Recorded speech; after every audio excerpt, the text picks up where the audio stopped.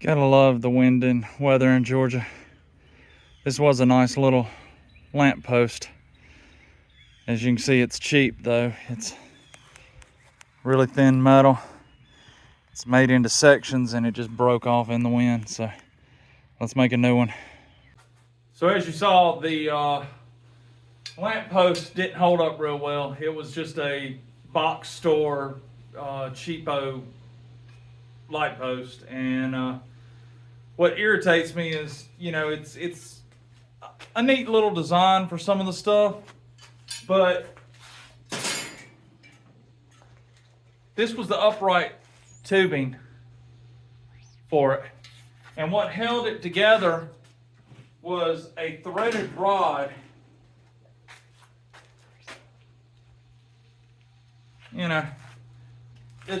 This thing is basically a floor lamp, and so not only that, it was only about 4 or 5 foot tall max, and so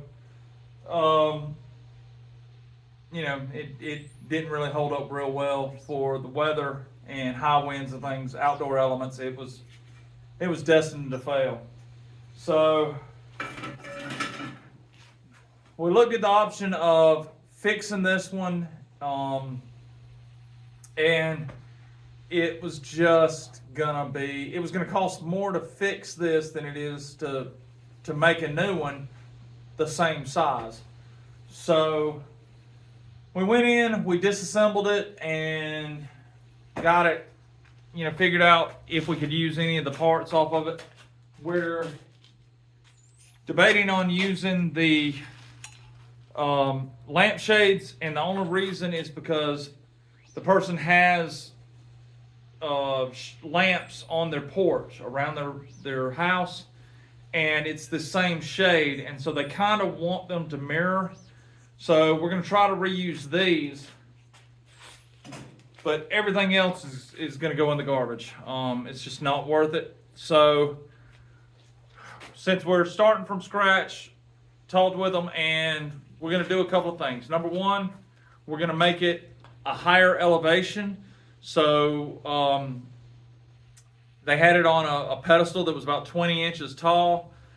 That carried the 4 foot up to, just over 6 foot. But with the globes and everything, it still dropped the lights down, somewhere in this neighborhood. They want it up higher so it illuminates a bigger area. So we're going to look at building a 6 to 6.5 foot post to go on top of that 20-inch riser. And yeah, we'll see how it goes from there. So we'll make it out of heavier material. We'll make it a little better. And we'll add some other features that they want that this one didn't have. So let's get started. All right, so I've got this 1/2 inch steel plate I'm going to use to cut a base plate out for this light post, and I think this will work good. It's basically, cut this area off, clean it up, and I think we'll be good to go. So let me do something on the plasma table, clean this up with a grinding wheel, and we'll get it cut. Sorry y'all, I got ahead of myself. So you can see the base plate. Let me go to this side. You can see I just did some scallops on it on each corner. We drilled it for 1/2 inch bolts to go, anchor bolts, and then we cut this notch, and that is for the wiring to go through the base all the way up. This is the 4-inch tubing. Wanted some beef at the base of the post, but I did not want this to go all the way up. So as you see right here, we have a junction where we sleeved 3-inch tubing into the 4-inch. It's not much of a difference, but it does add some aesthetics to it, and it cuts down on the weight. So we've got that welded in, and now it's just to lay out for the light fixtures to go in and where those brackets are going to be, and drill and lay them out. So okay, so we've got our base plate. That's 1/2 inch steel plate. 4-inch tubing, and then we went to a 3-inch quarter wall. And right now we're working on the arms that will hold the light fixtures. So we're gonna make a base plate. As you can see, I've kind of got a layout. So we'll have a bolt hole here, another bolt hole. We'll notch out this area for the wire to run through.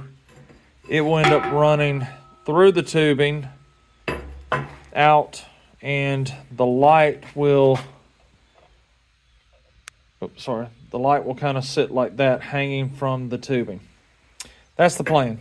So now we've got to drill these plates and notch it for the hole here that will run through the tubing. So that's the next step. Here we've cut out the flanges for the light, the bars that are going to hold the lights. You can see this is 2-inch by 1/4 inch thick. This will be the hole the wires go through, and these are the bolt holes that will attach it to the vertical post. And then these will be welded onto it. Let's see, kind of like that. The wire will run through it, and then we will drill and put a nut on down here that we can screw the light fixture into. And so the light fixture will hang down right in here. So got those cut, need to get them welded up, and then try to locate them on the vertical post. So one of the things we want to do is, because it's such a large piece, we're making it modular. So the arms will still bolt on,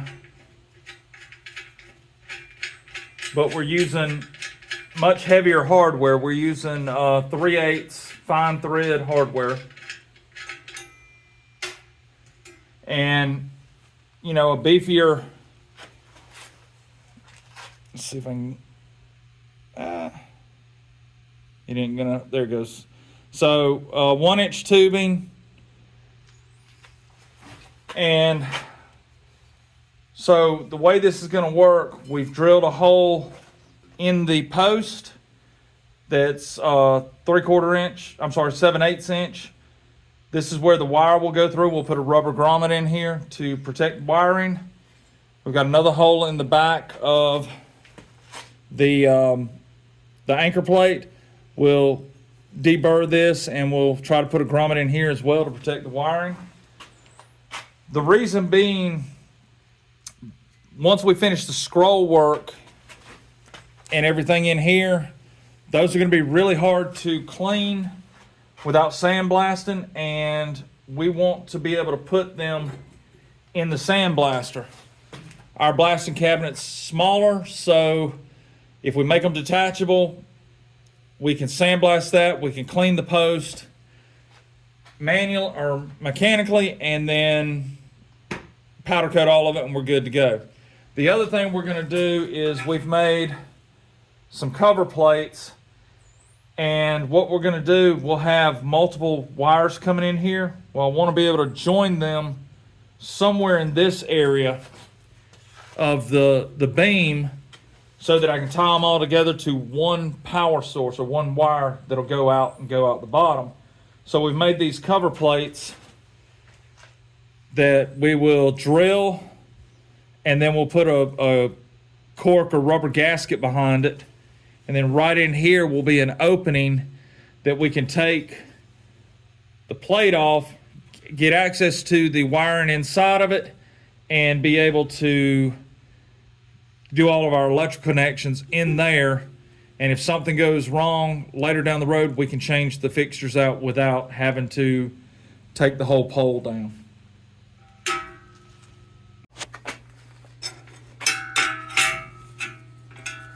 All right, here's our cover plate. It's drilled to 3/8. Mount holes are drilled to 3/8 and tapped. And now we've got our layout. Drilled the corners out. Now we're going to cut it out for the opening to access wiring. There's the hole cut out. And whoop, the cover plate that'll go over it. Got to make a gasket for it, but that'll be okay. I also went in and took my widget and ran it around this inside edge so that if you do put your hand in here, you're not going to catch it and cut yourself on the sharp edges in there. So trying to think ahead. Okay, y'all, so we're going to stop the video here today. Got a lot of work to do, but I've got some other projects that are a little more pressing, that are time sensitive. This one can take a little longer, so it's not something that I've got to have tomorrow. So the next thing we'll do is we'll start making scroll work, and I don't have a machine to twist flat bar into scrolls. I have my slip roller, but I don't know if it will do the thickness of the material that I want to do. So we may end up building a jig to heat and bend the scroll work that we want to do for the light fixtures, and then we'll continue making the topper or the finial on top of it, some decorative trim pieces, wiring it up, and getting the lights attached. So this will be part one. Probably another couple of weeks we'll do part two. Like I said, I've got some other projects that are a little more pressing right now and require my attention. So we're going to look at that and get that done. But I hope you're having a great day in paradise. I know I am. Thank you to all the subscribers. Thank you for everybody that's following along. I can't believe how many new subscribers we've got, and I greatly appreciate you. Please like and subscribe. Please comment. I love to hear what y'all say. And you know, I love learning new things from people. So if you see something I'm doing that you think would improve by knowledge you have, please let me know. God bless. I hope you're having a great day. See you next time.